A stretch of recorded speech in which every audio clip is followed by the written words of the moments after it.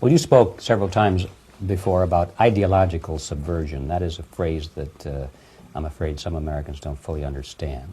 When the Soviets used the phrase ideological subversion, what do they mean by it? Ideological subversion is the process which is legitimate, overt, and open. You can see it with your own eyes. All you have to do, all American mass media has to do, is to unplug their bananas from their ears, open up their eyes, and they can see it. There is no mystery. There is nothing to do with espionage. I know that espionage, intelligence gathering, looks more romantic. It sells more deodorants through the advertising, probably. That's why your Hollywood producers are so crazy about James Bond type of thrillers. But in reality, the main emphasis of the KGB is not in the area of intelligence at all. According to my opinion and opinion of many defectors of my caliber, only about 15% of time, money, and manpower is spent on espionage as such. The other 85% is a slow process which we call either ideological subversion or active measures, активные мероприятия in the language of the KGB, or psychological warfare. What it basically means is to change the perception of reality of every American to such an extent that despite of the abundance of information, no one is able to come to sensible conclusions in the interests of defending themselves, their families, their community, and their country. It's a great brainwashing process which goes very slow, and it's divided in 4 basic stages. The first one being demoralization. It takes from 15 to 20 years to demoralize a nation. Why that many years?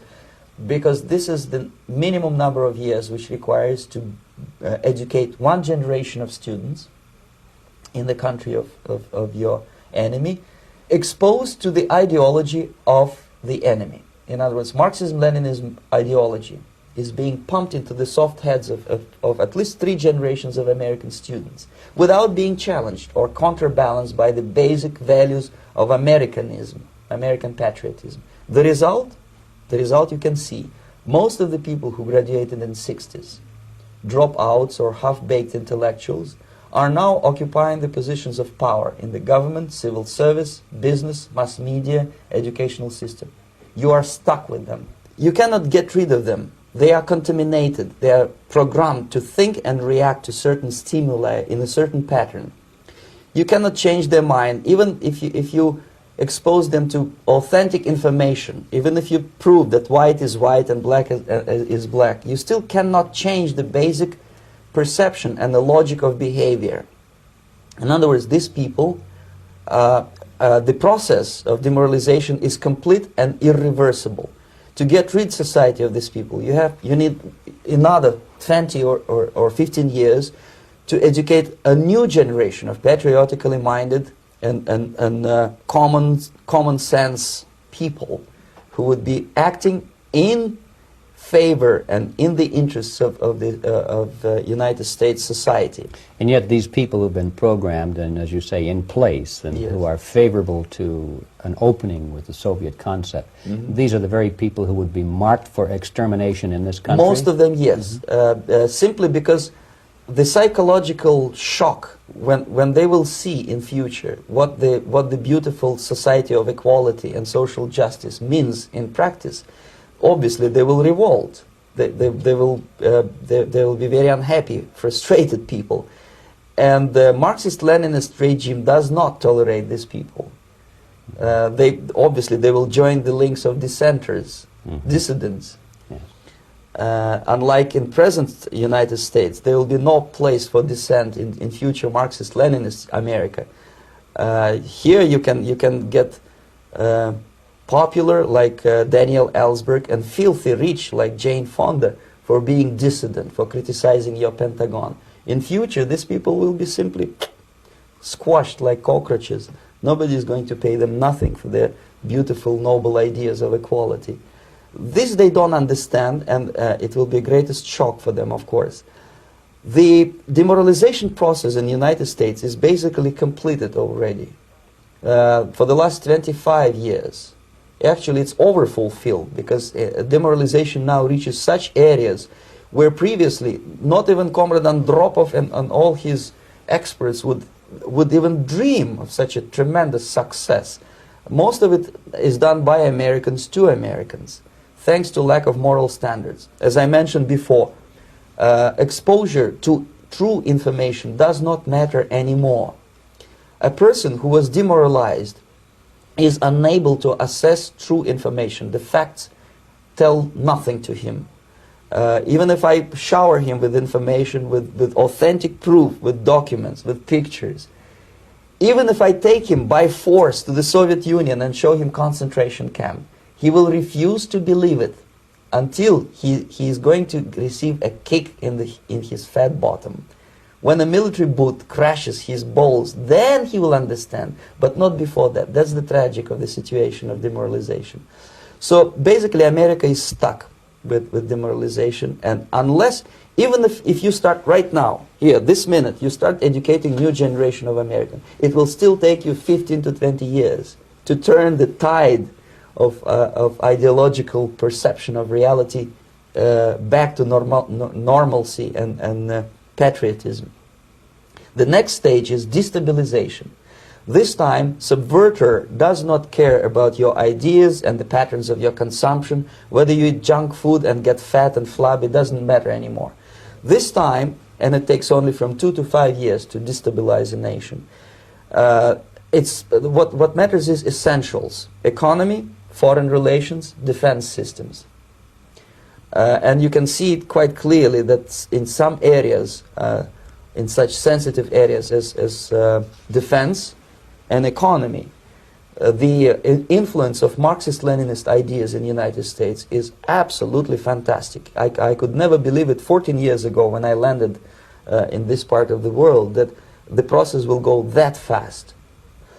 The next stage, of course, is crisis. It may take only up to 6 weeks to bring a country to the verge of crisis. You can see it in Central America now.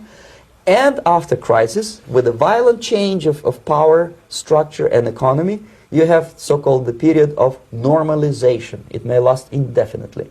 Normalization is a cynical expression borrowed from Soviet propaganda. When the Soviet tanks moved into Czechoslovakia in '68, Comrade Brezhnev said, "Now the situation in brotherly Czechoslovakia is normalized."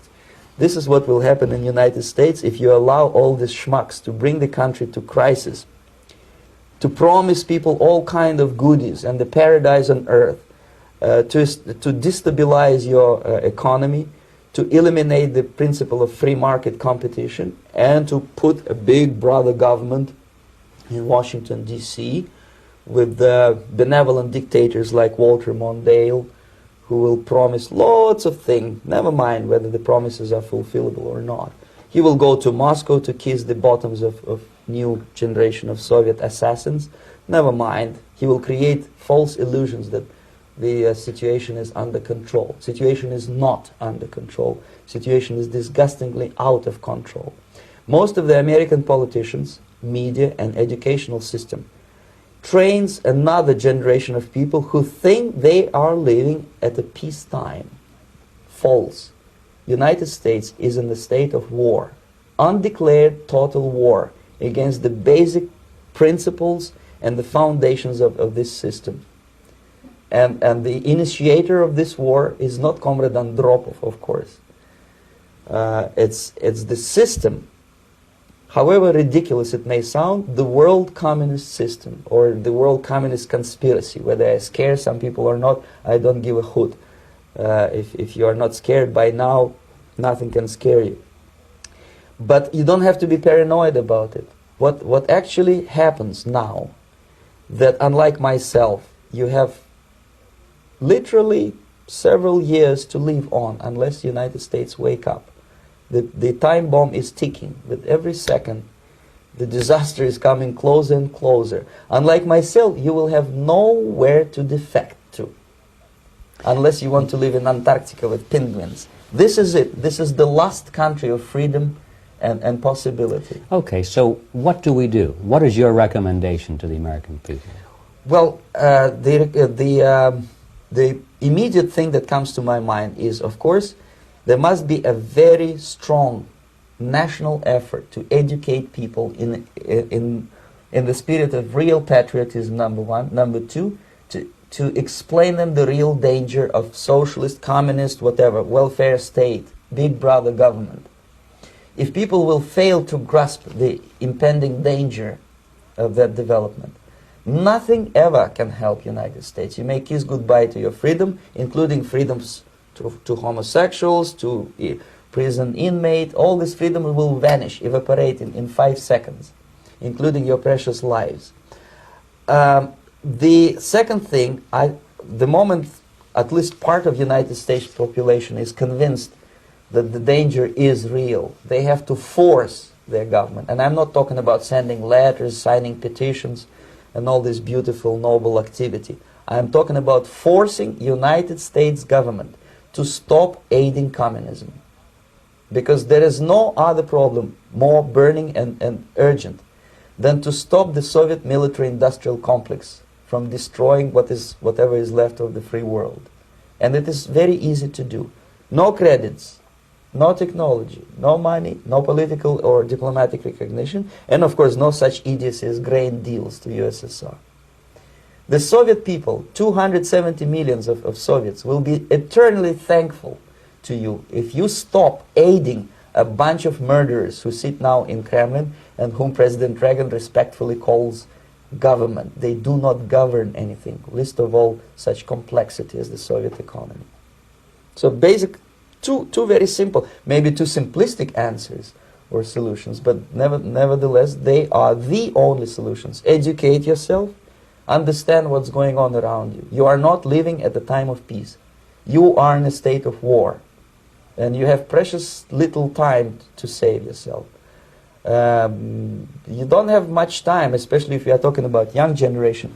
There is not much time left for convulsions and sexual masturbation to the beautiful disco music. Very soon it will go, just overnight.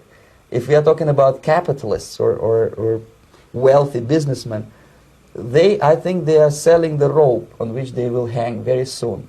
If they don't stop, if they cannot curb their unsettled desire for profit, and if they keep on trading with the monster of the Soviet communism, they are going to hang very soon. And they will pray to be killed, but unfortunately they will be sent to Alaska probably to manage industry of slaves. It's simplistic. I know it sounds unpleasant. I know Americans don't like to listen to things which are unpleasant. But I have defected not to tell you the stories about such idiocies as microfilm, James Bond type espionage. This is garbage. You don't need any espionage anymore. I have come to talk about survival. It's a question of survival of this system. You may ask me, what is it in for me? Survival, obviously, because as I said, I am now in your boat. If we sing together, we'll sing beautifully together. There is no other place on this planet to defect to.